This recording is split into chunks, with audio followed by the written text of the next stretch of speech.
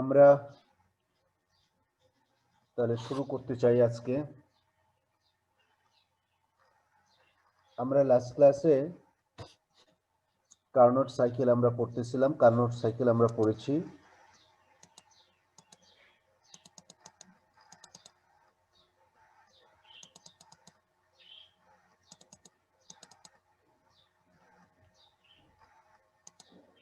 এখন এই কার্নোট সাইকেলের ক্ষেত্রে আমরা আমাদের দুইটা এক্সপ্যানশন ছিল, দুইটা কম্প্রেশন ছিল। এক্সপ্যানশনের মধ্যে ছিল আমাদের একটা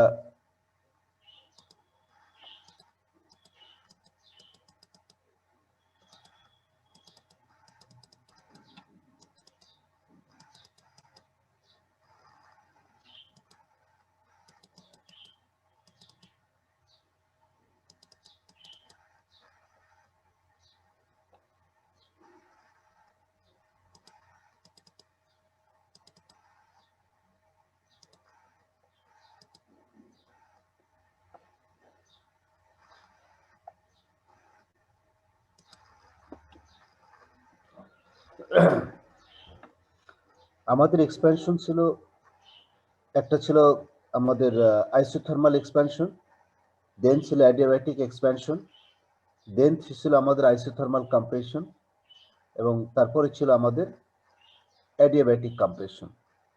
এবং আমরা লাস্ট ক্লাসে দেখানোর চেষ্টা করেছি অ্যাডিয়াব্যাটিক এক্সপ্যানশন এবং অ্যাডিয়াব্যাটিক কম্প্রেশন দুইটার ক্ষেত্রেই হচ্ছে আমাদের ওয়ার্ক ডানটা সমান। দুইটার ক্ষেত্রেই অ্যাডিয়াব্যাটিক এক্সপ্যানশন এবং অ্যাডিয়াব্যাটিক কম্প্রেশনের ক্ষেত্রে এই যে এই পার্টটুকু ছিল আমাদের অ্যাডিয়াব্যাটিক এক্সপ্যানশনের জন্য ওয়ার্ক ডান, আর এই পার্টটুকু হচ্ছে আমাদের অ্যাডিয়াব্যাটিক কম্প্রেশনের জন্য ওয়ার্ক ডান। এখানে একটা নেগেটিভ সাইন আসছে আর কি, আর এটার মধ্যে নেগেটিভ পজিটিভ আছে, তার মানে দুইটাই সমান, বাট একটা অপোজিট, দুইটা একটাকে ক্যান্সেল করে না। তাহলে নেট ওয়ার্ক ডান যেটা ছিল আমাদের ফাইনালি সেটা হচ্ছে যে আমাদের ডিউ টু আইসোথার্মাল এক্সপ্যানশন এবং আইসোথার্মাল কম্প্রেশনের জন্য এটা হচ্ছে আমাদের ওয়ার্ক ডান। আইসোথার্মাল এক্সপ্যানশন এবং আইসোথার্মাল, এটা হচ্ছে আইসোথার্মাল কম্প্রেশনের জন্য হচ্ছে আমাদের ওয়ার্ক ডান। তাহলে এটা আমরা পেয়েছিলাম লাস্ট ক্লাসে। তো এখন এখান থেকে আমরা শুরু করব আজকে efficiency of A Carnot engine. আমরা শুরু করব যে efficiency of A Carnot engine. তো এফিসিয়েন্সিটা নর্মালি আমরা কি বুঝি? এফিসিয়েন্সিটা দক্ষতা। তার মানে এখানে যে জিনিসটা আমরা বলার চেষ্টা করতেছি সেটা হচ্ছে যে আমরা যে ইনপুটটা দিচ্ছি, ইনপুটের পরিবর্তে আমরা আউটপুটটা কি পাচ্ছি। অর্থাৎ একটা মেশিনের ক্ষেত্রেও প্রতিটা মেশিনের ক্ষেত্রে একটা ইনপুট দিতে হয়, তারপর একটা আউটপুট পাওয়া যায়। এই যে ইনপুটটা দিচ্ছি, ইনপুটটা দিতে গিয়ে এখন দেখা গেল যে আমার 100 টাকা আমি খরচ করলাম ইনপুট, আমি আউটপুট পেলাম 10 টাকার। তো কাজেই আমার নর্মালি ইনপুট যা দিব আউটপুটটা তার চাইতে বেশি হওয়া উচিত, নিয়ম অনুযায়ী অ্যাটলিস্ট সমান হওয়া উচিত। কাজে এই যে আমরা আউটপুট পাচ্ছি আমরা, আর যে ইনপুটটা দিচ্ছি, আউটপুট এবং ইনপুটের রেশিও, এই রেশিওটা হচ্ছে আমরা বলার চেষ্টা করি এটাকে বলি ইফিসিয়েন্সি। অর্থাৎ কতটুকু আমরা ইনপুট দিলাম আর কতটুকু আমরা আউটপুট পেলাম। এই যে ইনপুট এবং আউটপুট তাদের যে রেশিওটা, সেটাকে আমরা ইফিসিয়েন্সি হিসেবে আমরা ট্রিট করি। এখন নর্মালি ইনপুট আসলে আমাদের কতটুকু দিতে হচ্ছে। যে কোনো মেশিন যখনই আমরা রান করাই, মেশিন রান করাতে গেলে কিন্তু একটা ইনপুট দিতে হবে। ইনপুট দিতে হবে মিন্স যদি আমাদের ডিজেল ইঞ্জিন হয়, তার মানে সেখানে আমার ডিজেলের সাপ্লাই দিতে হবে। এখন কতটুকু টাকা, কত টাকার আমি খরচ করতেছি এখানে, আর কত টাকার আউটপুট পাচ্ছি আমার, এটা একটা ব্যাপার। আমরা যদি বিদ্যুৎ চালিত হয় তাহলেও সেক্ষেত্রে আমাদের ইনপুটটা দিতে হবে, বিদ্যুৎ সাপ্লাই দিতে হবে। ইলেকট্রিসিটি যদি সাপ্লাই না দেই তাহলে কিন্তু আমরা ওখানে ওই মেশিনটাকে রান করাতে পারবো না, অপারেট করতে পারবো না। এখন এই যে আমি তোমাদেরকে যেটা বলতেছি সেটা তোমাদেরকে ইনপুট দিচ্ছি আমরা।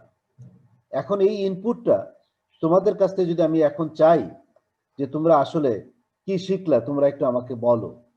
এই যে আমি তোমাদের ক্লাস নিচ্ছি, তোমরা তো কিছু শিখছো নিশ্চয়ই। কি শিখলা তোমরা, কি শিখতে পারলা? তার মানে তোমাদের কাছ থেকে আমি আউটপুট কতটুকু পাবো, আউটপুট কত, এই যে আউটপুট পাবো, অর্থাৎ যদি আউটপুট যা পাবো যদি ইনপুটের সমান হয়, তাহলে আউটপুট এবং ইনপুট তাদের যে রেশিওটা, এই রেশিওটা হচ্ছে আমাদের ইফিসিয়েন্সি। কাজে ইফিসিয়েন্সি আমরা নর্মালি এটা দ্বারা প্রকাশ করার চেষ্টা করি। এইখানে তাহলে এখন এই যে ইনপুট যেটা পাচ্ছি, এই ইনপুটটা আউটপুট যেটা পাচ্ছি, এটা হচ্ছে আমাদের ওয়ার্ক ডান। আউটপুটটা হচ্ছে আমাদের ওয়ার্ক ডান।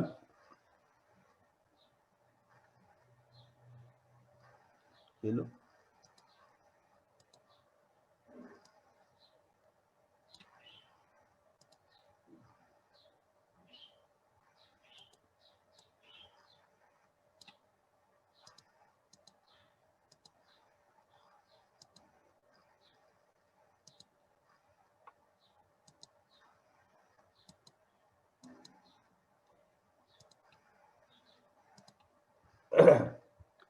তাইলে এখন দেখো, আমরা নর্মালি বলার চেষ্টা করছিলাম যখন আইসোথার্মাল এক্সপ্যানশন ছিল, আমাদের কিন্তু ওয়ার্ক ডানটা পাচ্ছি ডিউ টু আইসোথার্মাল এক্সপ্যানশন এবং কম্প্রেশন। যখন আইসোথার্মাল এক্সপ্যানশনটা হচ্ছিল টেম্পারেচার কনস্ট্যান্ট, আমরা সোর্স থেকে হিট নিচ্ছিলাম। যেহেতু আমরা আমাদের এই এখানে দেখো, এই যে আমরা সিলিন্ডারটাকে যখন আমরা সোর্সের উপর বসাচ্ছিলাম, বসানোর পরে ইনিশিয়ালি তাদের টেম্পারেচার সেম আছে, এরপরে এখানে বসে এটাকে এক্সপ্যান্ড করতেছি। এক্সপ্যান্ড করার ফলে ওয়ার্ক ডান হবে, কিন্তু সে কি করবে, টেম্পারেচারটা কমে যাওয়ার কথা, কিন্তু সে হিটটা নিবে সোর্স থেকে, হিটটা নিয়ে সে টেম্পারেচারটা কমতে দিবে না, টেম্পারেচারটা কনস্ট্যান্ট থাকবে। তার মানে এখানে Q1 হিট সোর্স সে অ্যাবজর্ব করবে। আবার এই সিলিন্ডারটাকে যখন নন কন্ডাক্ট এই যে আমাদের সিঙ্কের উপরে প্লেস করব, তখন এই টেম্পারেচারটা যেহেতু বেশি থাকবে, এখানে যখন তখন আবার কম্প্রেস করব। কম্প্রেস করার ফলে কি করবে, এর ভলিউমটা কমে যাবে, টেম্পারেচারটা বেড়ে যাবে। টেম্পারেচারটা যেন না বাড়ে, যে জন্য আমার এই নিচে কন্ডাক্টিং আছে, এটা কন্ডাক্টিং আছে, হিটটা এখানে ফ্লো করবে, অর্থাৎ তখন সে Q2 পরিমাণ হিট রিলিজ করবে। এখানে Q1 পরিমাণ হিট অ্যাবজর্ব করবে, এখানে Q2 পরিমাণ হিট রিলিজ করবে। তাইলে আমরা এখানে যেটা পাই সেটা হচ্ছে, দেখো যে আমাদের Q1 এবং Q2 amount of heat taken in at temperature T1 and given out at temperature T2 by the engine। তাইলে এখানে Q1 minus Q2, যেহেতু Q1 সে অ্যাবজর্ব করতেছে আর Q2 সে রিজেক্ট করতেছে, ছেড়ে দিচ্ছে, তাইলে এই যে তাদের মধ্যে যে ডিফারেন্সটা, এই ডিফারেন্সটা কি করলো, এই ডিফারেন্স অফ হিটটা, অ্যামাউন্ট অফ হিট, এটা work done converted into work, এই এনার্জিটুকু আমাদের ওয়ার্কে কনভার্ট হবে। তাহলে তখন এটাকে আমরা বলার চেষ্টা করি this is the mechanical work done, Q1 minus Q2। তাহলে ইফিসিয়েন্সিটা হলো আমাদের কতটুকু কাজ হচ্ছে আমাদের, আর heat drawn from the source, তার মানে আমরা কতটুকু ইনপুট দিচ্ছি। ইনপুট দিচ্ছি মিনস এটা হলো আমাদের ওই যে আমাদের সোর্স থেকে যে হিটটুকু নিচ্ছে, ওইটাই হচ্ছে আমাদের ইনপুট Q1। আর এটা হলো work done, this is called heat converted into work. আমাদের কতটুকু হিট আমার এখানে ওয়ার্ক ডানে কনভার্ট হচ্ছে, heat converted into work, heat drawn from the source, অর্থাৎ Q1 minus Q2 divided by Q1 or 1 minus Q2 divided by Q1। এটা হচ্ছে আমাদের এফিসিয়েন্সি, নরমালি আমরা বলার চেষ্টা করতে পারি। তো এখন আমরা এটাকেই কার্নোট সাইকেলের রেসপেক্টে আমরা এক্সপ্লেন করার চেষ্টা করব। দেখো কার্নোট সাইকেলের রেসপেক্টে দেখো, the points 1 and 4 are in the same adiabatic. 1 and 4 are in the same adiabatic। যখনই আমরা সেম adiabatic আমরা কনসিডার করব, তার respect adiabatic equation of temperature and volume, দেখো at 1 তার টেম্পারেচার হচ্ছে T1 আর ভলিউম হচ্ছে V1, at 4 A temperature T2, volume হচ্ছে V4 at 4 এ। তাইলে তাদের যে রিলেশনটা T1 V1 to the power gamma minus 1 is equal to T2 V2 to the power gamma minus 1। তাহলে এখান থেকে আমরা T2 বাই T1 এই রেশিওটা আমরা নির্ণয় করতে চাচ্ছি। তাহলে which is equal to V1 by V4 to the power gamma minus 1। আবার এটা গেল 1 and 4। আমরা ওই ফিগার একটু যাই, ওই ফিগারে যাই বলতে এই যে এই ফিগারে এখানে দেখানোর চেষ্টা করি একটু। এটা দেখো, এই যে এইখানে এটা হলো 1, এই যে 1 এবং 4 এইটা একটা অ্যাডিয়াব্যাটিক কার্ভ, 2 এবং 3 এটা একটা অ্যাডিয়াব্যাটিক কার্ভ, 1 2 এটা হলো আইসোথার্মাল কার্ভ, 4 আর 3 আর 4 এটা হচ্ছে আইসোথার্মাল কার্ভ। কাজে এই অ্যাডিয়াব্যাটিক কার্ভ 4 এবং 1 এর রেসপেক্টে আমি বললাম T1 V1 to the power gamma minus 1 is equal to T2 V2 to the power gamma minus 1। আর 2 আর 3 এর রেসপেক্টে কি হবে? এখানে দেখো, এখানকার টেম্পারেচার হলো T1, এখানকার টেম্পারেচার হলো T2। তাহলে এটার ক্ষেত্রেও ওই যে T1 এটা কিন্তু এখানকার ভলিউম হচ্ছে V2, অর্থাৎ T1 V2 to the power gamma minus 1 আর এখানে T2 V3 to the power gamma minus 1। ওখান থেকে দেখো এই যে এই রিলেশনটা আমরা পেতে পারি আর কি। তাহলে দেখো automatically T2 by T1 V2 by V3 gamma minus 1। তাহলে এখানে T2 বাই T1, এখানেও T2 বাই T1, তার মানে দুইটারই লেফট সাইড আমাদের সমান আছে। তাহলে আমরা এই দুইটা রাইট সাইডটাকে ইকুয়াল করতে পারি V1 by V4 to the power gamma minus 1 V2 by V3 to the power gamma minus 1। দুইটার যেহেতু পাওয়ার গামা মাইনাস 1 আছে, গামা মাইনাস 1টা পাওয়ারটাকে বাদ দিতে পারি। A square is equal to B square, ultimate A is equal to B। তাহলে V1 by V4 is equal to V2 by V3 or V2 by V1 is equal to V3 by V4। তাহলে এই যে V2 by V1 এবং V3 by V4 তাদের রেশিওটা সমান। আমাদের work done এখানে দেখাচ্ছিল V2 by V1 আর এখানে V3 by V4, এই দুইটা টার্ম কিন্তু এখন সমান। তাইলে এই যে এই জায়গায় আমরা লেখার চেষ্টা করতেছি, এই যে এইটা হলো ওয়ার্ক ডানের এক্সপ্রেশনটা আমরা ওখান থেকে পাই। তাহলে V2 by V1 V3 by V4 এর পরিবর্তে V2 by V1 এখানে লিখতে পারি। তাহলে এখন আর T1 minus T2 log V2 by V1, এটা হচ্ছে ওয়ার্ক ডান। এবং হুইচ ইজ ইকুয়াল টু আমরা লিখতে পারি Q1 minus Q2, which is equal to আমরা লিখতে পারি Q1 মাইনাস Q2।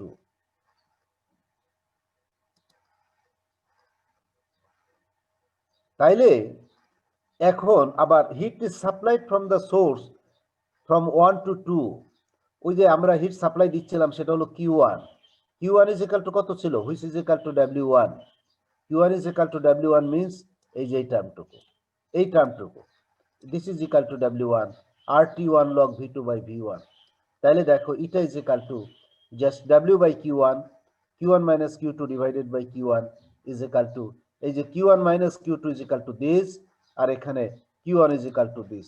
আলটিমেট দেখো এই টার্ম সমান, আর কেটে গেল T1 minus T2 divided by T1। Ultimate এখান থেকে আমরা পাচ্ছি 1 minus T2 by T1 which is equal to 1 minus Q2 divided by Q1। তার মানে efficiency of A Carnot engine আমরা কিসের উপর ভিত্তিতে আমরা এখন করতে পারি? তার মানে টেম্পারেচার, ইনিশিয়াল এবং ফাইনাল টেম্পারেচার, তার উপরে ভিত্তি করেই আমরা এফিসিয়েন্সি আমরা নির্ণয় করতে পারি। তার মানে আমরা কোন ম্যাটেরিয়াল নিয়ে কনসিডার করতেছি তার উপরে কিন্তু এখন আর ডিপেন্ড করতেছে না। According to, if we consider there is a reversible cycle, completely reversible cycle, তাহলে ওর এফিসিয়েন্সি টেম্পারেচারের উপর ভিত্তি করে আমরা নির্ণয় করতে পারি। দেখো তার মানে 1 minus T2 by T1 is equal to 1 minus Q2 divided by Q1। Automatically এখান থেকে একটা জিনিস আমি এটা এখানে একটু লিখতে চাই, সেটা হচ্ছে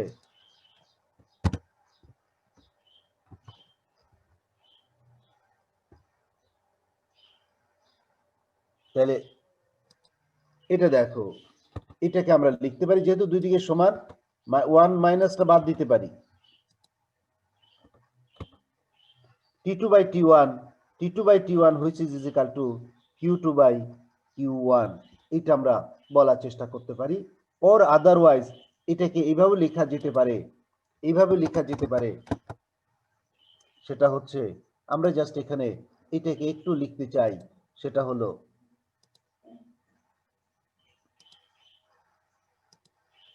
অপারেটর অ্যারো, এটা আমরা এখান থেকে জাস্ট এইখানে আমরা বলতে পারি,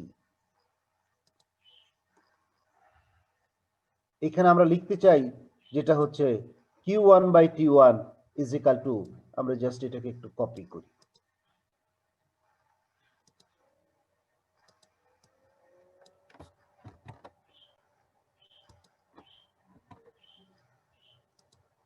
আচ্ছা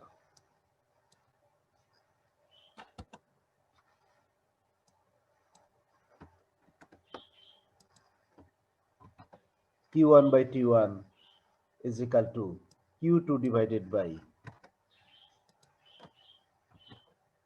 T2। তার মানে রিভার্সিবল ইঞ্জিনের ক্ষেত্রে এই যে Q1/T1 is equal to Q2/T2, তার মানে অনুরূপভাবে এটাকে সিরিজটাকে আমরা এক্সটেনশন করতে পারি Q3/T3। তার মানে আমাদের জাস্ট যে অ্যামাউন্ট অফ হিট আমরা অ্যাবজর্ব করতেছি আর সাপ্লাই দিচ্ছি এবং তার টেম্পারেচারের পরিবর্তন যেটা, তাদের রেশিওটা, এই রেশিওটা অলওয়েজ কনস্ট্যান্ট, এই রেশিওটা অলওয়েজ কনস্ট্যান্ট, এটা আমরা বলার চেষ্টা করতে পারি। এটা হলো রিভার্সিবল ইঞ্জিনের ক্ষেত্রে তাদের রেশিওটা ইকুয়াল এবং এটা একটা কনস্ট্যান্ট টার্ম হিসেবেই আমরা চিন্তা করতে পারি। এখন দেখো, এখান থেকে আমরা কিছু অ্যাজাম্পশন করার চেষ্টা করব। অ্যাজাম্পশনটা কি আছে? The expression for efficiency shows that the efficiency depends only upon the temperature of the source and the sink, T1 এবং T2, and is always less than unity. যেহেতু T1 is greater than T1 minus T2, T1 minus T2 দুইটা subtract করতেছি, তাহলে T1 টা বড় T1 minus T2 চাইতে। তার মানে কি, as a whole less than unity, the greater the difference between T1 and T2, দুইটার মধ্যে ডিফারেন্স যত বেশি হবে, the greater will be the efficiency, তার মানে efficiency তত বেশি হবে। In other words, heat should be taken in as a high temperature as possible and rejected as at as a low temperature as possible। মানে high টেম্পারেচারে hit নিতে হবে এবং লো টেম্পারেচারে রিজেক্ট করতে হবে, তাইলে দেখা যাবে যে আমাদের ইফিসিয়েন্সিটা বাড়বে। এবং 100% efficiency can be achieved only when T2 reaches absolute zero। আমাদের যে সিঙ্ক যেটা আমরা কনসিডার করছি, সিঙ্কের টেম্পারেচার যদি অ্যাবসলিউট জিরো হয়, তাহলে শুধুমাত্র আমরা 100% এফিসিয়েন্সি পাবো, আদারওয়াইজ 100% এফিসিয়েন্সি পাবো না। আবার এই যে T2 রিচেস অ্যাবসলিউট জিরো, এটাও ইম্পসিবল ব্যাপার, কারণ এখনো পর্যন্ত আমরা অ্যাবসলিউট জিরো টেম্পারেচারে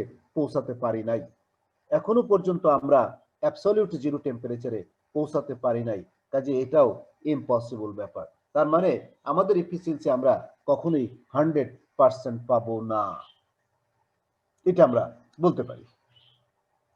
এটা গেল এক নাম্বার। আমরা কিন্তু ওই এফিসিয়েন্সির যে এই যে এক্সপ্রেশনটা, এখান থেকে আমরা অ্যাজাম্পশন করতেছি। It also shows that the efficiency of a Carnot engine is independent of the nature of the working substance। তার মানে এটা কোন সাবস্টেন্স নিয়ে আমরা কাজ করতেছি, তার উপরে ডিপেন্ড করতেছে না। কারণ হলো সে কি পরিমাণ হিট অ্যাবজর্ব করবো বা ছেড়ে দিল, তার উপরে ডিপেন্ড করতেছে না, ডিপেন্ড করতেছে শুধুমাত্র টেম্পারেচার, ইনিশিয়াল টেম্পারেচার এবং তার ফাইনাল টেম্পারেচার, তার উপরে ডিপেন্ড করতেছে। It depends only on the temperature of the source and the sink. It also follows from this that two reversible engine working between the same two temperature। কাজে যে কোনো দুইটা reversible engine যদি আমরা consider করি, তারা যদি সেম টেম্পারেচার ডিফারেন্সে কাজ করে, কে কাজ করলো, কি নিয়ে কাজ করলো, সেটা নিয়ে তার উপরে ডিপেন্ড করবে না, তখন দেখা যাবে যে তাদের ইফিসিয়েন্সি হবে same. Carnot cycle follows the relation of, এটা তো ডিরাইভ করেছি এখানে। এখন যেটা করলাম এটা এখানে ডিরাইভ করা আছে Q1/T1 Q2/T2। তার মানে এটা এখান থেকে জাস্ট মুছে দিই, যেহেতু ওখানে আছে, এটা এখানে দরকার নেই। সেক্ষেত্রে এখানে দেখো, তার মানে আমরা কি বলার চেষ্টা করলাম, it means that the amount of hit taken in or reject out are proportional to the absolute temperature at which they are taken in or reject out। তার মানে হিটটা অ্যাবসলিউট টেম্পারেচারের উপর নির্ভর করবে, কতটুকু সে অ্যাবজর্ব করবে আর সে রিজেক্ট করবে। তাই অ্যাবসলিউট টেম্পারেচার কি আছে তার উপরে রিজেক্ট করবে। মেটেরিয়াল কোন মেটেরিয়াল আছে তার উপরে ডিপেন্ড করবে না। মেটেরিয়ালের প্রপার্টির উপরে সরাসরি কথা যে মেটেরিয়ালের প্রপার্টির উপরে ডিপেন্ড করবে না। এটা শুধুমাত্র ইনিশিয়াল এবং ফাইনাল টেম্পারেচার তার ডিফারেন্সের উপরেই, তার উপরে নির্ভর করবে সে কতটুকু এবং যে সময় যে টেম্পারেচার আছে তার উপরে নির্ভর করবে। Absolute temperature at which they taken in or reject out, অর্থাৎ যেখান থেকে সে সোর্সটা হিটটা নিচ্ছে অথবা যেখানে সে রিজেক্ট করতেছে তার যে টেম্পারেচারটা তার উপরে নির্ভর করবে। এইটা হচ্ছে আমাদের efficiency of A Carnot engine. এখন কার্নোট ইঞ্জিন এন্ড রেফ্রিজারেটর, আমাদের এখানে দেখো এখানে দুইটা ফ্লো চার্ট আছে। প্রথমটা এটা কাজ করতেছে অ্যাজ এ হিট ইঞ্জিন, আর এটা কাজ করে অ্যাজ এ রেফ্রিজারেটর। এখানে দেখো আমরা এটা হলো হট সোর্স, এটা হচ্ছে সোর্স, এটা হচ্ছে কোল্ড, এটা হচ্ছে সিঙ্ক। এখানে বলা হচ্ছে এটা আছে T1 টেম্পারেচারে, এটা আছে T2 টেম্পারেচারে। এখান থেকে অ্যামাউন্ট অফ হিট আমরা ওখানে বলছি Q1, আমি ফিগারটা অন্য জায়গা থেকে যেহেতু কপি করেছি, Q1 এখানে আছে H1, সে হিট রিসিভ করেছে। এখানে ইন বিটুইন এখানে কিছু কাজ করেছে, আপ ডাব্লিউ পরিমাণ কাজ হয়েছে। এখানে কোল্ড বডিতে H2 পরিমাণ হিট রিজেক্ট করেছে। আবার এটা হচ্ছে হট বডি থেকে কোল্ড বডিতে, এটা উইদাউট এনি এক্সটার্নাল ওয়ার্ক আমাদের হিটটা ফ্লো করবে। বাট কোল্ড বডি থেকে কিন্তু হট বডিতে সরাসরি কোনো হিট ফ্লো করবে না। হিট ফ্লো করতে গেলে কি করতে হবে, এখানে এটা হলো কোল্ড বডি, টেম্পারেচার আছে T2 is lower than T1, এটা হট বডির টেম্পারেচার T1। এখান থেকে হিট আমাদের ডাব্লিউ কাজ করে, W amount of work done complete করার ফলে এখান থেকে মানে অর্থাৎ হলো H2 হিট সে রিজেক্ট করতেছে, করার ফলে ডাব্লিউ পরিমাণ কাজ হচ্ছে। এইখানে আমাদের H1 পরিমাণ হিট আমরা হট বডিতে ট্রান্সফার করতেছি। অর্থাৎ বাইরের থেকে কিছু আমরা কাজ করার ফলে সেটা আমরা, অর্থাৎ হলো রেফ্রিজারেটরটা কিভাবে কাজ করে। রেফ্রিজারেটর টেম্পারেচার আছে কম টেম্পারেচার, আমরা যখন মেশিনটাকে অন করে দিচ্ছি এখানে কাজ করতেছে, ইন্টারনাল কিছু কাজ করতেছে, কাজ করার পরে সে কোল্ড বডি থেকে আরো সে হিট রিলিজ করতেছে। যে হিটটা রিলিজ করে তার মানে রেফ্রিজারেটর মানে বডির মাধ্যমে সে কি করতেছে, এটা বাইরে সে হিটটাকে রিলিজ করে দিচ্ছে। কোথায় রিলিজ করে দিচ্ছে, যেখানকার টেম্পারেচার ভিতরে চাইতে অনেক বেশি। অর্থাৎ কোল্ড বডি থেকে সে হট বডিতে সে টেম্পারেচারটা হিটটাকে রিলিজ করে দিচ্ছে with some external work done by on the সিস্টেমের উপরে যখন আমরা কিছু কাজ করতেছি তখন কাজ করার ফলে সে কোল্ড বডি থেকে হট বডিতে সে হিটটাকে ট্রান্সফার করে দিচ্ছে। এইটা হলো রেফ্রিজারেটর। তাইলে এখানে আমরা নর্মালি যে কোনো হিট ইঞ্জিনের ক্ষেত্রে আমরা বললাম তাদের পারফরমেন্স অলওয়েজ কি হবে, আমাদের কখনোই পারফরমেন্সটা এফিসিয়েন্সিটা 100% হবে না। কিন্তু রেফ্রিজারেটরের ক্ষেত্রে এটাকে বলার চেষ্টা করি আমরা কোএফিসিয়েন্টস অফ পারফরমেন্স। এটা দেখি আমরা কি হতে পারে। Carnot cycle is a perfectly reversible cycle আমরা বলার চেষ্টা করতেছি। It can work as a hit engine and also as a refrigerator. এটা হিট ইঞ্জিন হিসেবে কাজ করতে পারে, রেফ্রিজারেটর হিসেবে কাজ করতে পারে। When it works as a heat engine, এটা যখন হিট ইঞ্জিন হিসেবে কাজ করবে, it absorbs a quantity of heat Q1 from the source. Hit engine হিসেবে কাজ করতে হলে কি করতে হবে, Q1 হিট সে অ্যাবজর্ব করবে from the source at a temperature T1, does an amount of work W, এখানে কিছু কাজ হবে তার, and rejects an amount of heat Q2 at a temperature T2.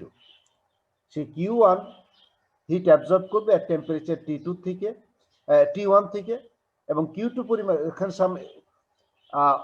ওর উপরে কিছু কাজ হচ্ছে, কাজ হওয়ার ফলে মানে জাস্ট এটা কি বলার চেষ্টা করি আমরা, একটা হলো অন দ্য সিস্টেম আর একটা হলো বাই দ্য সিস্টেম। এখানে সিস্টেম দ্বারা ওই বডি দ্বারা কিছু কাজ হবে, সেটা হলো ডাব্লিউ, এবং সে Q2 পরিমাণ হিট রিজেক্ট করবে এট টেম্পারেচার T2 তে।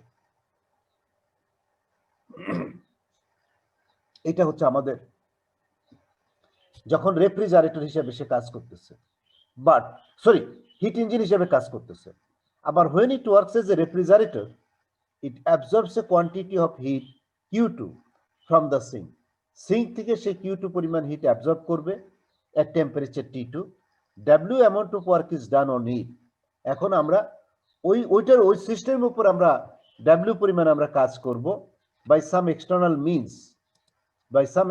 means and reject heat Q1 at a source to the source at a temperature T1. অর্থাৎ এই যে এক্সটার্নাল মিনস, আমরা একটা রেফ্রিজারেটরের ক্ষেত্রে তার পাওয়ারটা অন করে দিচ্ছি, তার মানে তার মধ্যে আমরা ইলেকট্রিসিটি সাপ্লাই দিলাম। এই যে ইলেকট্রিসিটি সাপ্লাই দিলাম, আমার ফ্রিজটা অন হয়ে গেল, অটোমেটিক্যালি তার মধ্যে কাজটা শুরু হয়ে গেল, তার কাজটা শুরু হয়ে যাবে। কিন্তু ফ্রিজটা যদি বন্ধ রাখি তাহলে কিন্তু আর কাজ হবে না। এখন ফ্রিজ বন্ধ রাখলে তুমি যদি ওটা জাস্ট সবকিছু ফ্রিজিং হয়ে যায়, তুমি হয়তো 6 ঘন্টা 12 ঘন্টা বন্ধ রাখতে পারো। তার বেশি যদি বন্ধ রাখো, ওটা নর্মাল টেম্পারেচারে কন্ডিশনে চলে আসবে, ওটা নষ্ট হয়ে যাবে। তাহলে এখানে আমাদের তাহলে ওই সিস্টেমের উপর কাজ করার ফলে সে Q1 পরিমাণ হিট রিজেক্ট করতে পারবে at temperature T1. In the second case means রেফ্রিজারেটরের ক্ষেত্রে heat flows from a body at a lower temperature to a body at a higher temperature. To a body at a high temperature with the help of external work done on the working substance. তাহলে এইটা তখন আমাদের refrigerator হিসাবে কাজ করবে। দাঁড়াও একটু, hello, ক্লাসে আছি, আসতেছি, আমি আসবো আজকে।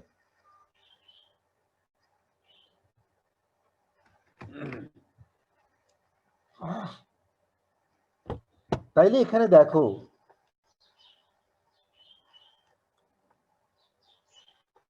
this will not be possible if the cycle is not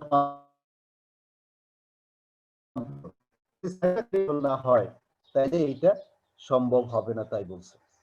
এখন আমরা আসার চেষ্টা করি, তার মানে এটার ক্ষেত্রে কিন্তু আমরা এফিসিয়েন্সি না, এটার ক্ষেত্রে যেটা আমরা ক্যালকুলেট করার চেষ্টা করি সেটা হচ্ছে কোএফিসিয়েন্ট অফ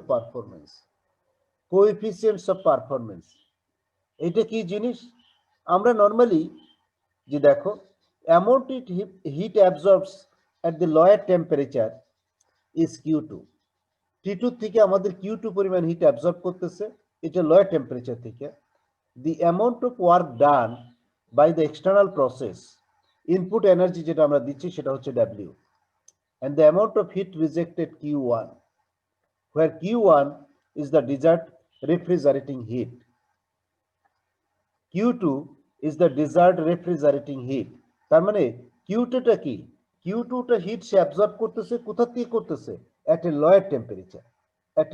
lower temperature থেকে সে হিটটাকে অ্যাবজর্ব করতেছে। তাহলে আমরা কোএফিসিয়েন্টস অফ পারফরম্যান্স, এটা যে কোএফিসিয়েন্টস অফ পারফরম্যান্স, এটাকে আমরা বলছি এখানে E, which is equal to heat extracted from the cold reservoir, আর হলো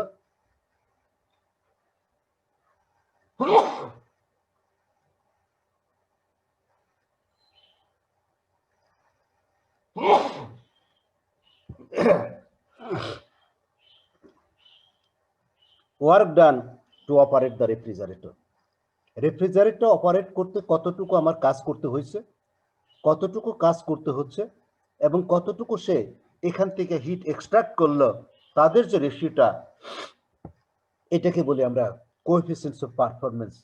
কাজে হিট এক্সট্রাক্ট হচ্ছে সে Q2, আর তাকে কাজ করতেছে হচ্ছে W। তাহলে Q2 ডিভাইডেড বাই W। এই যে আমরা ওখানে আগেরটাকে বলছিলাম W by Q1 efficiency, W by Q1, আর এখানে Q2 বাই W। এইটা হলো আমাদের কোএফিসিয়েন্টস অফ পারফরম্যান্স, যে W ওয়ার্ক ডানের ফলে আমি এখানে Q2 পরিমাণ হিট পেয়েছি। তাহলে এখানে দেখো Q2 ডিভাইডেড বাই আমরা লিখতে পারি Q2 W is equal to Q1 minus Q2. W is equal to Q1 minus Q2. তার মানে Q2 divided by Q1 minus Q2. এটা হচ্ছে আমাদের coefficients of performance. তো আমরা এই যে coefficients of performance আমরা পেলাম Q2 divided by Q1 minus Q2, তাহলে অটোমেটিক্যালি এইটাকে আমরা ওই লেখার চেষ্টা করতে পারি ইন টার্মস অফ টেম্পারেচারে যখনই আমি প্রকাশ করব, তাহলে দেখো এটাকে যদি ইন টার্মস অফ টেম্পারেচার প্রকাশ করি তাহলে হুইচ ইজ ইকুয়াল টু কি হবে, হুইচ ইজ ইকুয়াল টু আমরা লিখতে পারি এখানে হুইচ ইজ এটা হলো T2, এটা হলো অ্যাট এ টেম্পারেচার, এটা হলো অ্যাট এ টেম্পারেচার T2, এটা হলো অ্যাট এ টেম্পারেচার T1, এটা হলো অ্যাট এ টেম্পারেচার T2, অর্থাৎ which is equal to T2 divided by T1 minus T2, T2 divided by T1 minus T2। তাইলে এখন দেখো এখানে নির্ভর করবে যে T1 এবং T2 তাদের ডিফারেন্সটা কত আছে। সাপোজ আমরা একটা এক্সাম্পল নিয়ে আসার চেষ্টা করছি এখানে 200 joules of energy is absorbed, 200 joules of energy is absorbed at the lower temperature and 100 joules of work is to be done with the external help.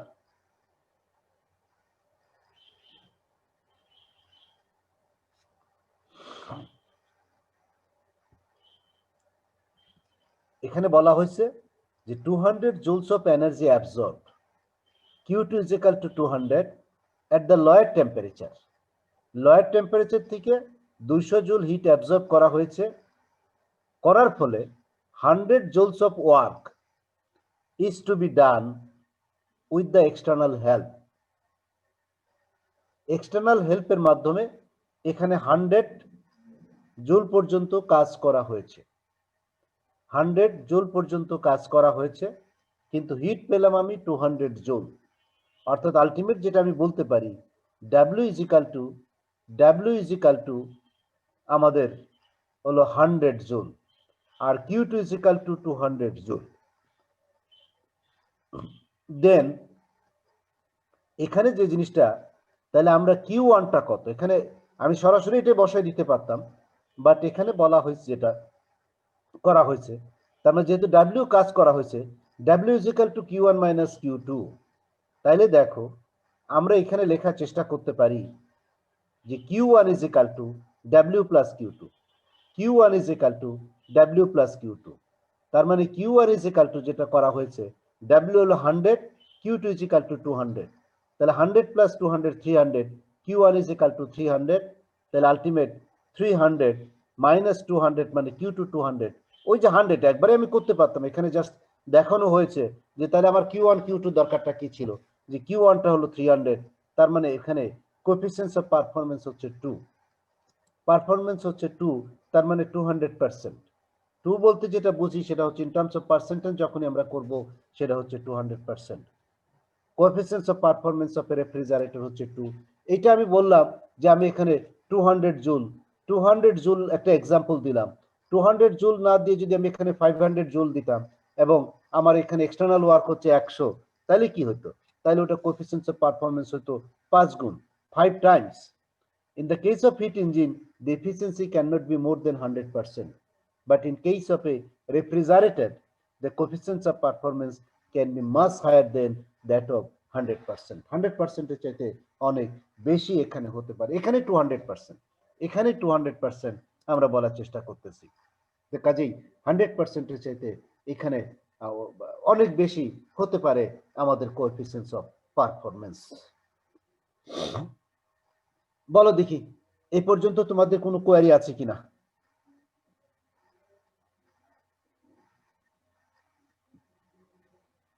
তোমাদের কারো কি কোনো কোয়ারি আছে এখানে?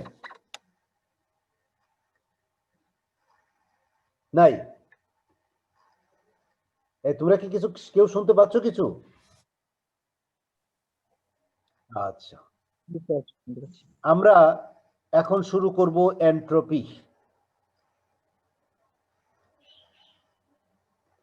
এখান থেকে আমরা সেকেন্ড ল থেকে আমরা এটুকুই পড়লাম।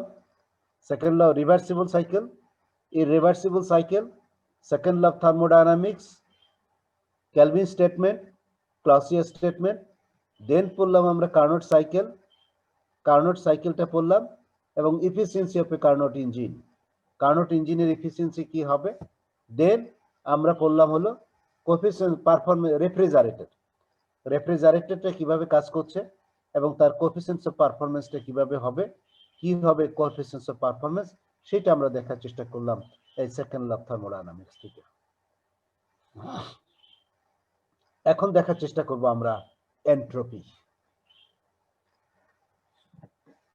এন্ট্রপি আমরা যদি বর্তমান আমাদের সমাজ ব্যবস্থা দেখি, এই সমাজ ব্যবস্থায় এর মধ্যে ডিজঅর্ডার কি বেড়ে গেছে না কমে গেছে? কি মনে হয় তোমাদের কাছে? বেড়ে গেছে। বেড়ে গেছে। আমরা আজ থেকে যখন আমরা তোমাদের মতো ছিলাম, আমাদের বাবা মা আমাদেরকে যা বলতো আমরা সেটা করার চেষ্টা করতাম। দুই একজন তো এক্সেপশনাল কেস আছেই, সবসময় থাকতো। বেশিরভাগই আমরা স্কুল লাইফে যখন লেখাপড়া করেছি, আমরা কিন্তু মনে করো আমি যখন ক্লাস 7-এর ছাত্র, আমি ক্লাস 8-এর ক্লাসরুমের সামনে দিয়ে আমরা যেতাম না, যেতে আমরা পারতাম না। 8-এর ছাত্ররা 9-এর ক্লাসরুমের সামনে দিয়ে যেতে পারতো না, 9-এর ছাত্ররা 10-এর ক্লাসরুমের সামনে দিয়ে যেতে পারতো না। আর এখন তো তুমি স্কুলে পড়লেও তোমার বন্ধু বান্ধব সব বিশ্ববিদ্যালয়ের, কি বলো? আর বাবা মা যা বলে, তোমরা মনে করো বাবা মা তোমাদেরকে ভালো কথা বলে না, তোমাদের বন্ধু বান্ধব যারা আছে তারা তোমাদের জন্য সবাই ভালো কথা বলে আর কি। আমরা সমাজে বিশৃঙ্খলা বেড়ে গেছে, অর্থাৎ আমরা কিন্তু কেউ কারো কথা শুনি না, কেউ কারো কথা শুনতে, আমরা সবাই কথা বলতে চাই কিন্তু আমরা কেউ কারো কথা শুনতে চাই না। একটা সময় ছিল, আমরা দেখেছি এক সময় কেউ বিপদে পড়লে ছাত্রদের কাছে আগায় যেত, সে বিপদে পড়ছে মানে ছাত্রদের কাছে যাওয়া মানেই তারা উপকার করবে। আর এখন সমস্ত বিপদের কারণ হলো ছাত্ররা, কারণ তাদের কাছে গিয়ে উপকার তো আর কোনো পাওয়া যাবে না। এখন আর তাদের কাছে গিয়ে উপকার রেয়ার কেস ছাড়া পাওয়া যায়, মানে রেয়ার কেস পাওয়া যাওয়াটা এটা একটা রেয়ার কেস। তার মানে এই যে আমাদের যে পরিবর্তনটা, এটা কিন্তু আমাদের সমাজের বিশৃঙ্খলার জন্য এই পরিবর্তনটা হয়েছে। তো আমরা এন্ট্রপিটা কি আসলে? এন্ট্রপিটা আসলে disorder. Entropy is a disorder. তার মানে it depends on temperature. Temperature বেড়ে যাবে মানে, আমরা যদি একটা গ্যাস মলিকুলের কথা কনসিডার করি, একটা রুম টেম্পারেচার আছে, তাদের মধ্যে মুভমেন্ট আছে, একটা নির্দিষ্ট ভ্যালোসিটিতে তারা মুভ করতেছে। যেই টেম্পারেচার বেড়ে যাবে, মলিকুলগুলোর ভ্যালোসিটি বেড়ে যাবে, নাম্বার অফ কলিশনটা বেড়ে যাবে, তার মানে এখানে ডিসঅর্ডারটা বেড়ে যাবে। আমরা যদি আমাদের সমাজ ব্যবস্থার দিকেও দেখি, অর্থাৎ আমরা বলার চেষ্টা করতেছি আমাদের পৃথিবীর টেম্পারেচারটা বেড়ে যাচ্ছে। হ্যাঁ, পৃথিবীর টেম্পারেচার সত্যিকার অর্থেই বেড়ে যাচ্ছে। এই যে পৃথিবীর টেম্পারেচারটা বেড়ে যাচ্ছে, তার মানে ওই টেম্পারেচারটা বেড়ে যাওয়ার ফলে কি হচ্ছে, এখানকার ওই আমরা যদি বলার চেষ্টা করি যে গ্যাস মলিকুল যে সমস্ত আছে, এয়ার মলিকুল আছে, অটোমেটিক্যালি এয়ার মলিকুলের টেম্পারেচার বাড়তেছে। সেই টেম্পারেচারটা বাড়তেছে কোথা থেকে? টেম্পারেচার বাড়তেছে অর্থাৎ হলো আমাদের সান থেকে যে হিট এনার্জিটা আসতেছে, হিট এনার্জি আমরা আর্থ সারফেসে অ্যাবজর্ব করতেছি একটা পোর্শন, পুরোটাই আমরা, কারণ হলো এটা হিট ব্যালেন্স যখন হয় তখন যতটুকু আসতেছে ততটুকু বেরিয়ে যাওয়ার কথা। বাট অ্যাটমসফিয়ারের মধ্যে আমরা যেটাকে বলার চেষ্টা করি সক্স নক্স, অর্থাৎ হলো সক্স বলতে SOX, এক্সটা হলো সাফিক্স, অর্থাৎ সালফার ট্রাইঅক্সাইড, সালফেট গ্রুপ, এখানে এক্সটা হলো ভ্যারিয়েবল 1 2 3 4 যেগুলো আছে, NOx, NOx, nitrous oxide, nitrogen peroxide, মানে এইগুলা যেটা আছে এইগুলা হলো আমাদের অ্যাটমসফিয়ারের মধ্যে বেড়ে যাচ্ছে। কার্বন ডাই অক্সাইড গ্যাস অ্যাটমসফিয়ারের মধ্যে বেড়ে যাচ্ছে। বেড়ে যাওয়ার ফলে এরা লম্বা সময় পর্যন্ত হিট ধরে রাখতে পারতেছে। হিট ধরে রাখতে পারতেছে। হিট ধরে রাখার ফলে আমাদের এই টেম্পারেচারটা বেড়ে যাচ্ছে। যেহেতু সারফেসের টেম্পারেচারটা বেড়ে যাচ্ছে, অ্যাট দ্য সেম টাইম তার মানে ওশনের টেম্পারেচার, ওশনের আপার সারফেসের টেম্পারেচারটাও বাড়তেছে। বাড়ার ফলে ও কি করতেছে, ওই টেম্পারেচারটা হিটটা সে নিচের দিকে যাচ্ছে, নিচের দিকে যাচ্ছে। যে আমরা বলার চেষ্টা করতেছি ক্লাইমেট চেঞ্জের জন্য আমরা এই যে টেম্পারেচার বৃদ্ধিটা ঠেকাই দিব, এটা কিন্তু আসলে সহজ না। তার কারণ পানির যে হিটটা অ্যাবজর্ব করতেছে, যে হিটটা অ্যাবজর্ব করেছে, ওই হিটটা কিন্তু ডিউ টু দিস অ্যাবজর্পশন পানির এক্সপ্যানশন হবে। এই এক্সপ্যানশন কিন্তু ওটা আজকে যদি আমি টেম্পারেচার ইনক্রিজটা বন্ধ করে দিই, কিন্তু পানির এক্সপ্যানশনটা কিন্তু আজকে বন্ধ হবে না, it will continue another 100 years. তার মানে পানি কিন্তু ওর লেভেল এটা কিন্তু বেড়েই যাবে, পানির লেভেল এটা বেড়েই যাবে, কারণ ওর এক্সপ্যানশন হতেছে। আমরা যখন ওর টেম্পারেচার বাড়াই দিই ওটা কিন্তু এক্সপ্যানশন হয়, কাজে ওর এক্সপ্যানশন হচ্ছে, ইট উইল কন্টিনিউ আনটিল আমরা এটা স্টপ করে দিতে পারলেও তারপরে ফার্দার 100 ইয়ার্স পর্যন্ত এটার এক্সপ্যানশন হতে থাকবে। তার মানে সমুদ্রের লেভেল, সে লেভেল রাইজ এটা অবশ্যম্ভাবী, এটাকে আমরা ঠেকাতে পারবো না। তার মানে সবই কিন্তু ডিউ টু আমাদের এই ডিসঅর্ডার, তার মানে কিন্তু আমাদের কিন্তু এই অর্ডারের মধ্যে নাই। কাজে এইটাকে আমরা বলার চেষ্টা করি যে আমাদের এন্ট্রপিটা বাড়তেছে। তাহলে আমরা এখানে কি বলছি সেটা আমরা একটু দেখার চেষ্টা করি। Entropy the measure of a system thermal energy per unit temperature, অর্থাৎ থার্মাল যে এনার্জি, তাপীয় যে শক্তি যেটা আছে পার ইউনিট টেম্পারেচার রেসপেক্টে কতটুকু আছে কোন বডিতে, দ্যাট ইজ আনঅ্যাভেলেবল, যেটা অ্যাভেলেবল না, পাওয়া যায় না, ফর ডুইং ইউজফুল ওয়ার্ক, কাজ করার জন্য যেটা আমরা পাই না। অর্থাৎ এটা সিস্টেমের মধ্যে আছে কিন্তু ওইটাতে কোনো কাজ হবে না, কোনো কাজ আমরা করতে পারি না, because work is obtain from ordered molecular motion. Work is obtain from ordered molecular motion, অর্থাৎ হলো যে মলিকুলগুলো যে আমি একটু আগে বললাম, মলিকুলগুলোর যে মোশন আছে, আর যখনই টেম্পারেচার বেড়ে যায় ওর র্যান্ডমনেসটা বেড়ে যায়, তখন কিন্তু আর ওর অর্ডার থাকে না, তখন আর অর্ডার মেনটেন করে না।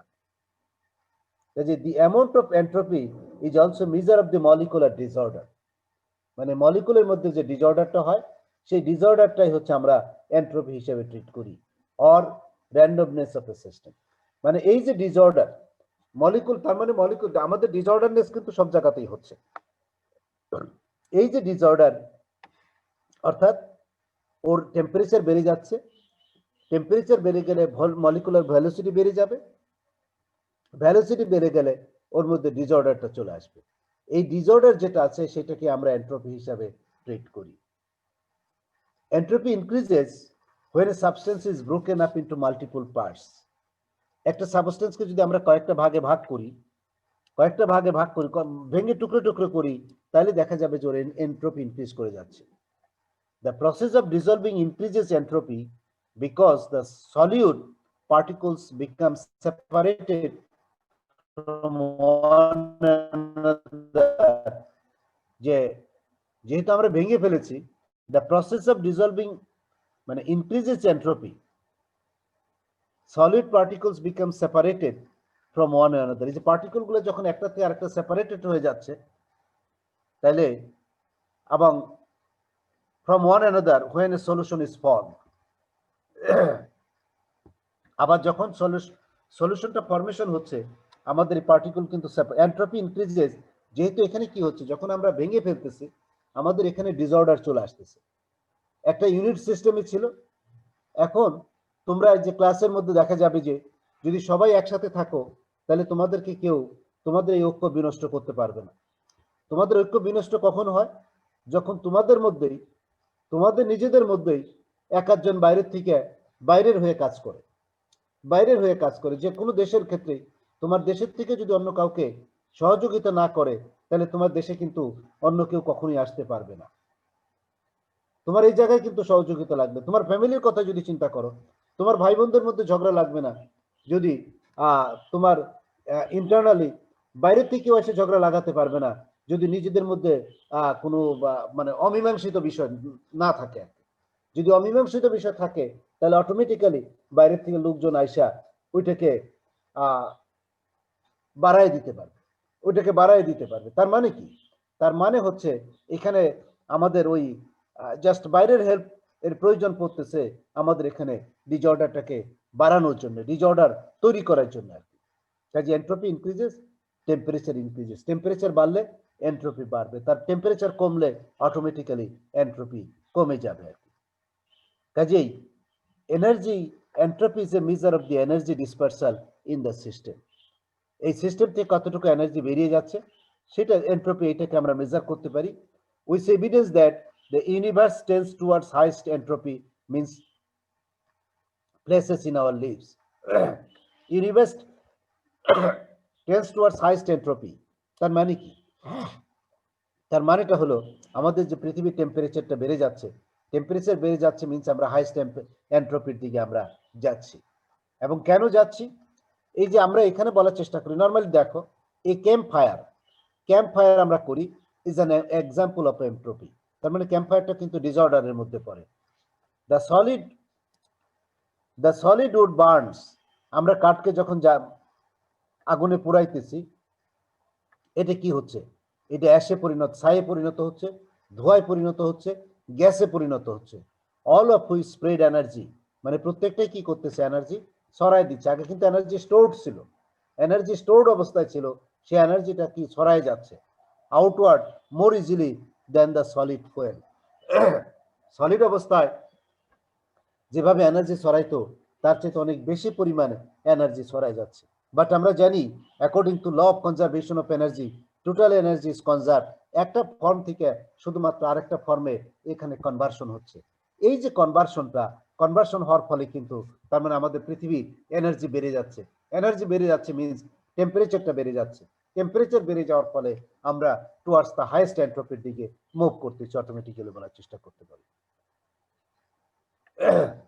Once entropy reaches its maximum, theoretical physicists believe that heat in the system will be distributed evenly.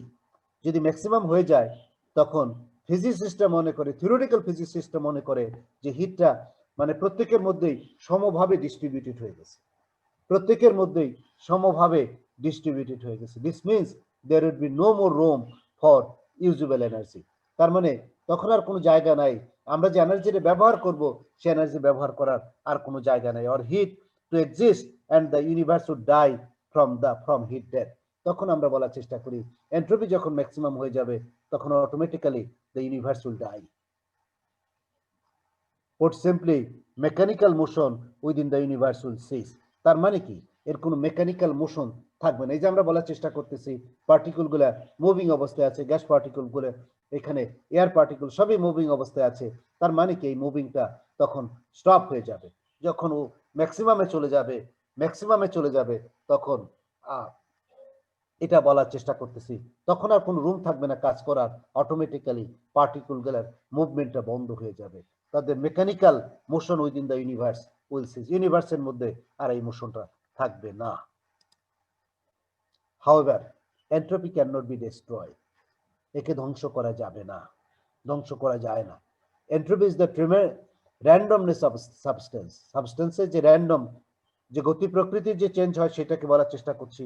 It is increase by increasing temperature and entropy is isolated system always increases and is zero for absolute zero temperature. যদি আমরা absolute জিরোতে যাই তাহলে আমাদের entropy tends towards zero. তার মানে আমরা temperature যত কমাইতে থাকবো আমাদের এন্ট্রপি কমতে থাকবে। অ্যাট অ্যাবসলিউট জিরো আমাদের এন্ট্রপি টেন্ডস টু জিরো, এটা আমরা বলার চেষ্টা করি।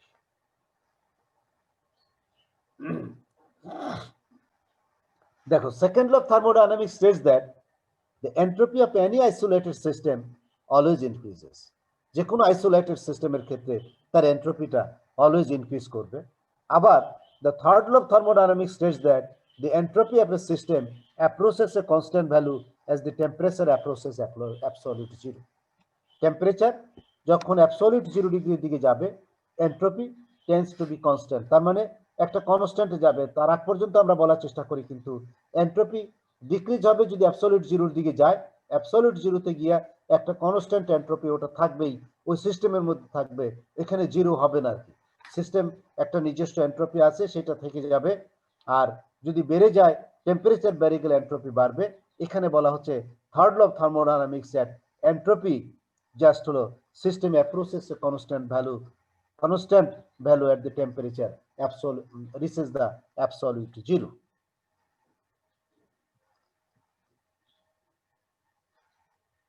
তাইলে আমরা এইটা হলো আমাদের এন্ট্রপি সম্পর্কে আমরা বলার চেষ্টা করছি আর কি। আবার থার্ড ল থেকে একটা has two important consequence. It defines the sign of the entropy of any substance at temperature above absolute zero as positive.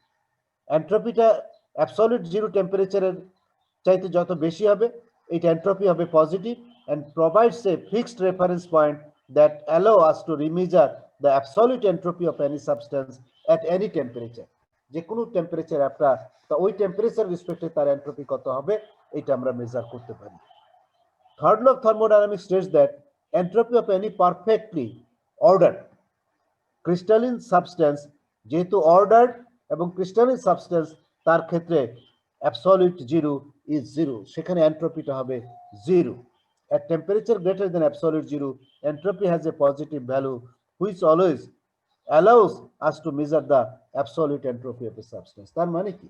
তার মানেটা হলো থার্ড ল, এখানে যদি আমাদের একটা ক্রিস্টালিন সলিড আমরা সাবস্টেন্স আমরা কনসিডার করার চেষ্টা করি এবং সেই সাবস্টেন্সটা পারফেক্টলি অর্ডার, যদি একটা অর্ডার সিস্টেম আমরা কনসিডার করি, সেই অর্ডার সিস্টেমের ক্ষেত্রে তার এট অ্যাবসলিউট 0-তে টেম্পারেচারে তার এন্ট্রপিটা হবে 0। This is called third law of thermodynamics. আমরা কিন্তু এখনো অ্যাবসলিউট 0-তে পৌঁছাতে পারি নাই, তার কারণ the closest to absolute 0 anyone has reached is around 150 into 10 to the power -9 kelvin. 10 to the 150, যেটাকে বলি আমরা 150 ন্যানো কেলভিন, এই পর্যন্ত টেম্পারেচারে আমরা পৌঁছাতে পেরেছি, তার চাইতে কম টেম্পারেচারে আমরা পৌঁছাতে পারি নাই।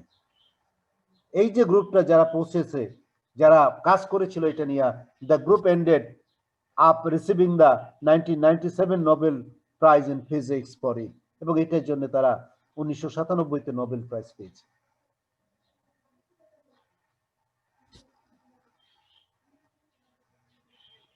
আবার আমরা আরেকটা জিনিস, ফর রিভার্সিবল সাইকেলের ক্ষেত্রে, for the property of a reversible cycle expressed by the equation dq by dt, this is the closed integration. আমরা একটা পয়েন্ট থেকে পয়েন্ট 2, যদি আমি কনসিডার যে পয়েন্ট 1 থেকে আমি রওনা করে পয়েন্ট 2-তে গেলাম, আবার পয়েন্ট 2 থেকে যদি আবার পয়েন্ট 1-এ ফিরে আসি, তাহলে কি হবে? টোটাল যদি সাইকেলটা রিভার্সিবল হয়, তাহলে automatically this is the closed cycle, তাহলে dq by dt which is equal to 0 enable us to define a new function of state control. এই যে ফাংশনটা, এইটাকে আমরা এন্ট্রপি হিসাবে ডিফাইন করার চেষ্টা করি। তাহলে এখন আমরা ম্যাথমেটিক্যাল ডেরিভেশনে যাওয়ার চেষ্টা করি এন্ট্রপি।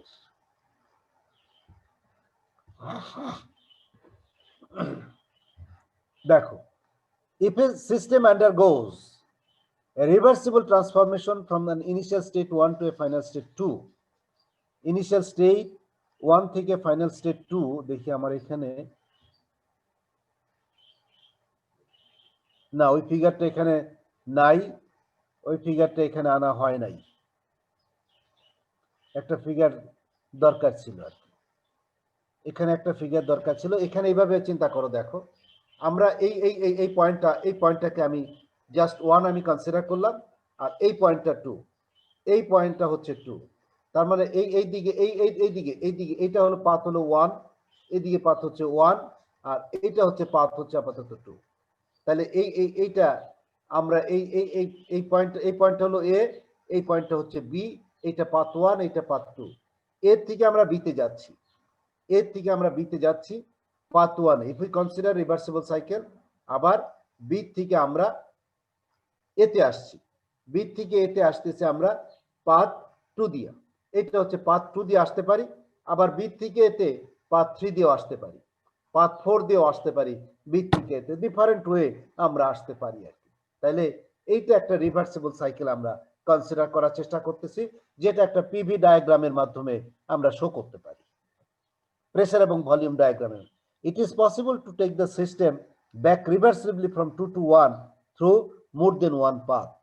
একটা চাইতে বেশি পথে আমরা আবার চলে আসতে পারি, একে চলে আসতে পারি, একের থেকে দুয়ে গেলাম, আর এর থেকে বিতে গেলাম, এখানে হচ্ছে একের থেকে দুয়ে যাচ্ছি path A B C D etcetera আর কি।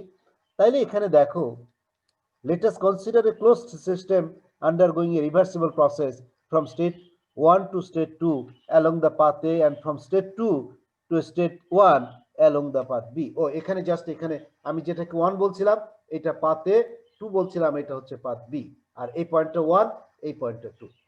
তাইলে এখানে দেখো, যেহেতু আমি একের থেকে দুয়ে যাচ্ছি, দুয়ের থেকে একে ব্যাক করছি, তার মানে this is called closed circle, this is called closed circle, close system. তাইলে এই যে আমাদের close path dQ by T is equal to 0 for reversible সাইকেলের জন্য। তাইলে এখন আমরা এই যে এইটাকে আমরা দেখো 1a to 2a, 1a to 2a, আমার যেহেতু এখানে ফিগারটা নাই, এটা হচ্ছে এ পাথ, এটা হচ্ছে এ পাথ, এটা হলো 1a, এটা হচ্ছে 2a, আবার এটা হচ্ছে আবার এটা হলো বি পাথ, এটা হচ্ছে 2b, এটা হচ্ছে 1b, 1a থেকে 2a তে যাব এবং 2b থেকে 1b তে আসব, তাদের যোগফলটা হবে 0, তাদের যোগফলটা হবে 0। দেখো 1a to 2a dq by dt plus 2b to 1b dq by t is equal to 0, এটা আমরা লিখতে পারি দুইটা পাথের রেসপেক্টে। Let us consider the reversible cycle from state 1 to state 2 along the path C. একটু আগে যেটা বলছিলাম, এখানে আমি এটা হলো 2, এটা হচ্ছে 2, এটাকে বাদ দিয়ে আমি এটাকে নিলাম, এই পাথ মানে আরেকটা পাথ দিয়ে আমি আরেকটা পাথ পয়েন্ট 2 এটাই, কিন্তু আরেকটা পাথ দিয়ে আমি জাস্ট এখানে 1 এ আসবো, যদি আসি তাহলে দেখো 1a to 2a dq by t plus এটা হলো এখানে b ইউজ করেছি পাথ, এখানে হলো c, 2c to 1c, আমাদের dq by t is equal to 0। তাইলে দেখো এই যে 1 এবং 2 আমি দুইটা পাথ ব্যবহার করেছি, দুইয়ের বেশি ব্যবহার করলেও করতে পারবো, আমরা যাব ওখানে। এই দুইটা ইকুয়েশন থেকে দেখো, যেহেতু রাইট হ্যান্ড সাইড দুইটা ইকুয়েশন 0, তার মানে এই দুইটা ইকুয়েশন হচ্ছে আমরা যেহেতু 0, দুইটাকে আমরা সমান হিসেবে ট্রিট করতে পারি। এবং এখানে 1a to 2a, এটাও আছে 1a to 2a, তার মানে দুটো যেহেতু সমান, এই টার্মটা এটা ক্যান্সেল করবে, আলটিমেট এইটা ইকুয়াল টু এইটা। এই যে 2b to 1b dq by t is equal to 2c to 1c dq by t, এইটা আমরা লিখতে পারি।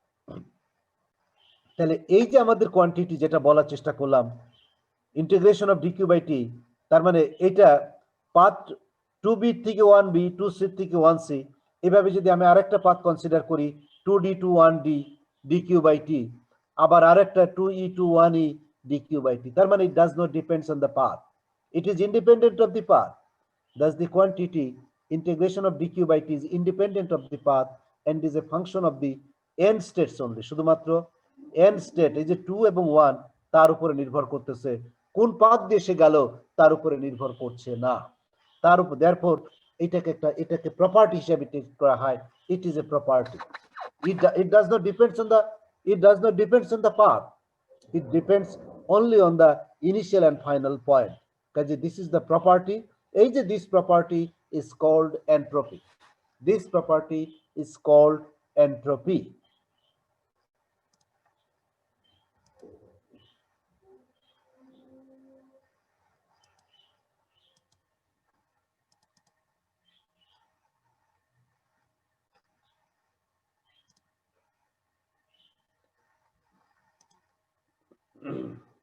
তাহলে দেখো, entropy is a thermodynamic system, thermodynamical property and is defined as the, তাহলে এই যে dq by t, এটাকে যে প্রপার্টি, এই প্রপার্টিকে এন্ট্রপি বলছি, এটাকে আমরা জাস্ট এখন বলতেছি this is equal to DS is equal to DQ by T, DS is equal to DQ by T, এটা আমরা এখানে বলার চেষ্টা করছি।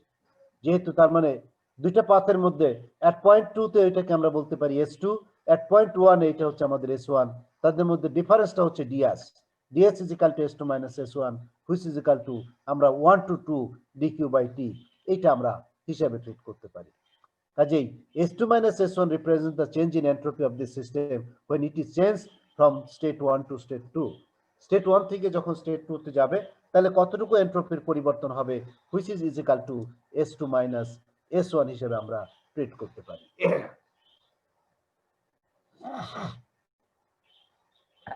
তাহলে দেখো, when a body or a system receives or gives out a quantity of heat Q at a constant temperature T, কোন একটা বডি সে যদি হিট অ্যাবজর্ব করে আর ছেড়ে দেয়, অ্যাবজর্ব ও রিসিভ করে আর ছেড়ে দেয়, তাহলে কি হবে, কিউ পরিমাণ হিট সে রিসিভও করতে পারে, ছেড়েও দিতে পারে, এবং একটা constant temperature T by reversible process, then the quantity, তখন তাদের যে রেশিওটা কিউ বাই টি, এই যে this is called increase or decrease. যদি আমাদের সে যদি ছেড়ে দেয় তাহলে ডিক্রিজ করবে, যদি অ্যাবজর্ব করে তাহলে ইনক্রিজ করবে, দুইটাই কিন্তু just Q at temperature T, তাহলে এই যে is called increase or decrease in entropy or change in entropy of the system. If during the process the temperature changes, then the heat may be supposed to be absorbed. যদি temperature change হয় তাহলে heat may be absorbed or given up in successive small amount dq so that the temperature remains sensibly constant. এবং আবার just dq একটা small interval এর রেসপেক্টে এটাকে আমরা constant হিসেবে আমরা ট্রিট করতে পারি। যদি আমরা পারি সেক্ষেত্রে যেটা হচ্ছে, তাইলে আমরা এই যে S is equal to আমাদের just ds is equal to dq by t, or আমরা এখানে S is equal to integration of dq by t, এইটাকে আমরা এন্ট্রপি হিসাবে ডিফাইন করতে পারি, একটা চেঞ্জ ইন এন্ট্রপি হিসাবেও আমরা বলার চেষ্টা করতে পারি যে একটা সিস্টেমের মধ্যে টোটাল কতটুকু এন্ট্রপির আমাদের পরিবর্তন হবে।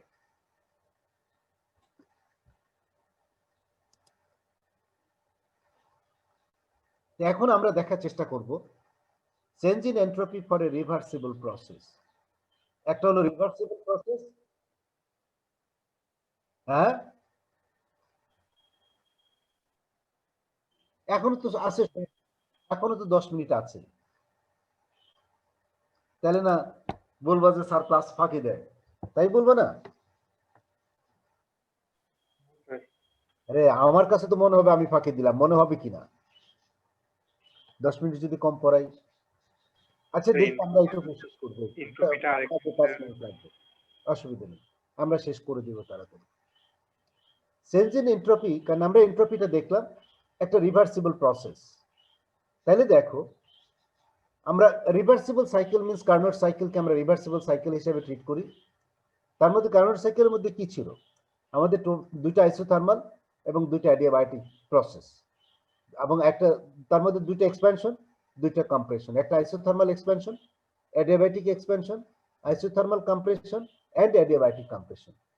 কাজে in the adiabatic process there is neither absorption nor rejection of heat. যেহেতু অ্যাডিয়াবায়োটিক সিস্টেম যখন আমরা কনসিডার করি তখন কি তার মধ্যে কোনো অ্যাবজর্পশনও হবে না, রিজেকশনও হবে না, as such no change in entropy.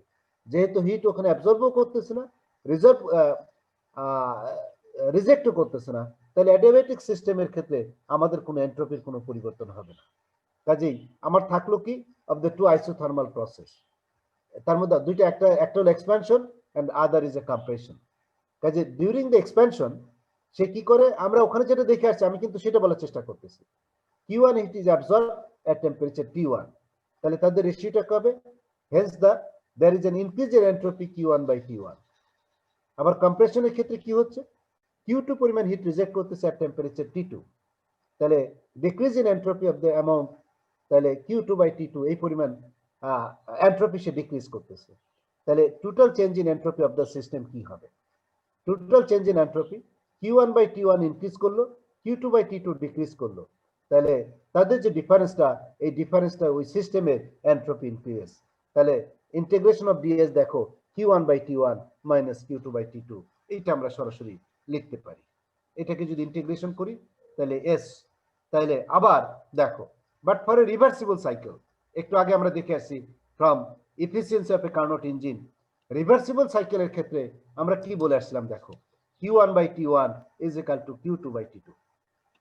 তাহলে দেখো যদি এই দুইটা সমান হয় তাহলে কি হবে, ds is equal to 0, ds is equal to 0 or s is equal to constant. কাজেই total change in entropy of the working substance in a complete reversible process is 0।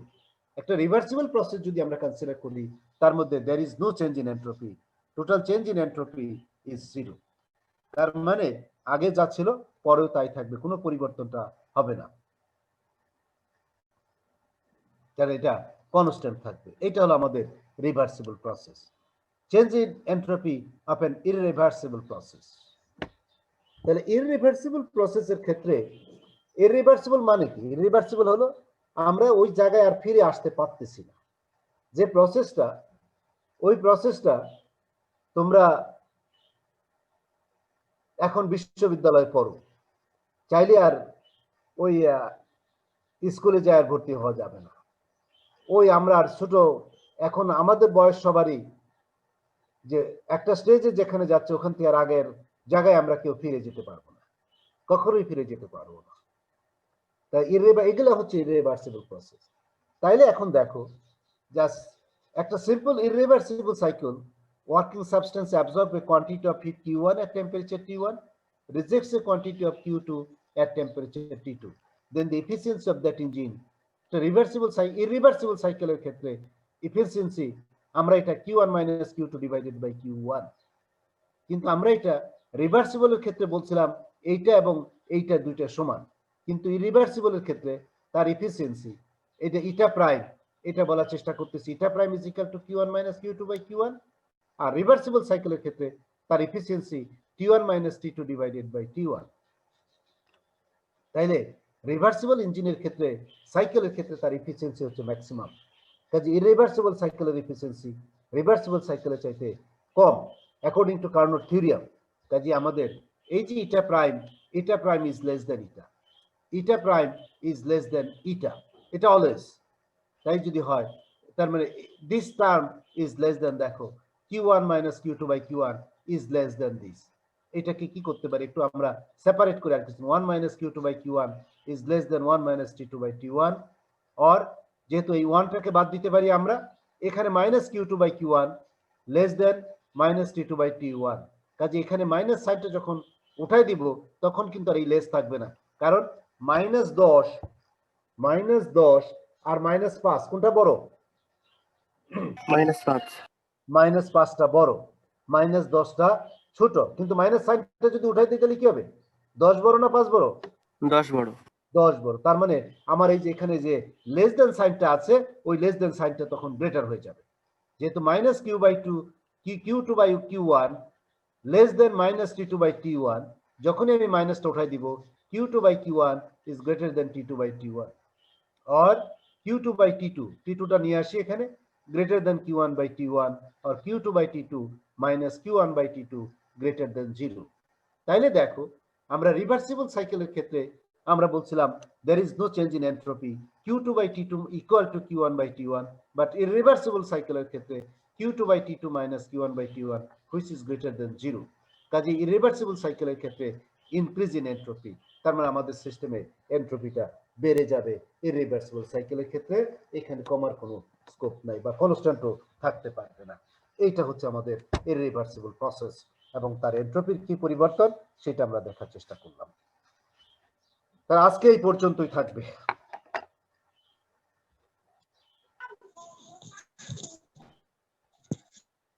থেকে কোশ্চেন কিভাবে থাকতে পারে স্যার? কোথা থেকে? এন্ট্রপি থেকে, refrigerator. আচ্ছা, entropy থেকে দেখো, যদি আমরা এইভাবে বলি ডিসকাস রিভার্সিবল সাইকেল, ইররিভার্সিবল সাইকেল, এটা এইভাবে হতে পারে, মানে এটা ডিসকাস, এটা একটা রিভার্সিবল সাইকেল বলতে কি বুঝি, ইররিভার্সিবল সাইকেল বলতে কি বুঝি, derive an expression for work done using Carnot reversible cycle, Carnot cycle. What are the process of Carnot cycle? চারটা প্রসেস আছে, চারটা প্রসেস আমরা আগে বলেছিলাম। হাউ কার্নট সাইকেল আর ওয়ার্কস সেটা ওখানে বলা যেতে পারে। ওই চারটা সাইকেলের, ওই যে চারটা সাইকেল আমরা একটা কি কনসিডার করেছিলাম ওখানে, একটা সিঙ্ক, একটা সোর্স, একটা নন কন্ডাক্টিং স্ট্যান্ড, আর একটা কি, আর একটা সিলিন্ডার আমরা কনসিডার করেছিলাম। এই যে চারটা, এই চারটা জাস্ট এইখানে এই ডেসক্রিপশনটুকু এখানে থাকতে পারে। Derive an expression for efficiency of Carnot engine. Discuss how refrigerator works. What are the efficiency, coefficients of performance? So that coefficients of performance of a refrigerator is more than 100%. এইগুলো হলো আমাদের। হ্যাঁ বলো।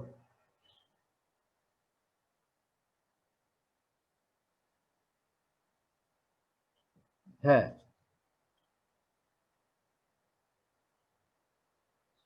ম্যাথ করতে তো সবই কাজে লাগবে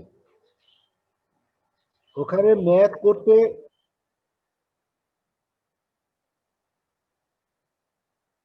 না না না, স্পেসিফিক এখন দেখো, যে কোনো একটা এক একটা অঙ্ক করতে হতে এক একটা অঙ্ক লাগবে, কিন্তু কোনটা বেশি লাগবে এটাকে এক্স্যাক্টলি এটা তো আসলে বলা সম্ভব না। আমরা যেগুলো দিয়েছি, যে সমস্ত অঙ্ক দিয়েছি তার মধ্যে ওখানে আছে কি কি কি আমার তো এক্স্যাক্টলি এই মুহূর্তে মনে নাই। ওই যে ডিসপ্লেসমেন্ট রেজোনেন্স, ভেলোসিটি রেজোনেন্স, তার মানে কি ওই রেজোনেন্স যখন যাব তার মানে তখন আমাদের অটোমেটিক্যালি ফোর্স ভাইব্রেশন যাবে। তার মানে আমার এই যেখানে রিল্যাক্সেশন টাইম, অ্যামপ্লিটিউড আমরা ক্যালকুলেট করেছি, relaxation time, mean time, quality factor, তারপরে ভেলোসিটি রেজোনেন্স, ডিসপ্লেসমেন্ট রেজোনেন্স, এই যে এই টার্মগুলো এগুলো প্রত্যেকটাই কাজে লাগবে, কিন্তু ওখানে প্রত্যেকটা রিলেটেড অঙ্ক আছে। কারণ তোমার ওখানে কোয়ালিটি ফ্যাক্টর দেওয়া আছে, ভেলোসিটি রেজোনেন্স আছে, ডিসপ্লেসমেন্ট রেজোনেন্স আছে। তার মানে এগুলো কিন্তু ক্যালকুলেট, তার মানে কি ওই জায়গাগুলো তোমাকে বুঝতে হবে। তার মানে একটা এর মধ্যে একটা আছে পাওয়ার অ্যাবজর্পশন, আর একটা আছে পাওয়ার ডেসিপেশন। ডেসিপেশন কখন হচ্ছে? যখন ড্যাম্প ভাইব্রেশন হচ্ছে তখন হচ্ছে পাওয়ার ডেসিপেশন, আর যখন ফোর্সড ভাইব্রেশন হচ্ছে তখন হচ্ছে পাওয়ার অ্যাবজর্পশন। ফোর্স অ্যাপ্লাই করতেছি, ওই সিস্টেমের উপর ফোর্স অ্যাপ্লাই করতেছি, অ্যাপ্লাই করার ফলে সে কি করবে? পাওয়ার অ্যাবজর্ব করবে। আর যখন ফোর্স অ্যাপ্লাই করা হচ্ছে না তখন কি করবে? একটা সার্টেন টাইম পরে ও ডাই আউট হয়ে যাবে। তার মানে এখানে পাওয়ারটা তার ডেসিপেশন হচ্ছে, পাওয়ারটা সে লস করতেছে। তা আমরা শেয়ারটা শেষ বন্ধ করে দিই। আর মোটামুটি এই এখন বলো দেখি, তাহলে আমরা শেষ করে দিব। তাহলে নেক্সট মঙ্গলবার একটা পরীক্ষা দিবা, দেখা যাক, ঠিক আছে? আর শেষ করছি। ইনশাআল্লাহ স্যার।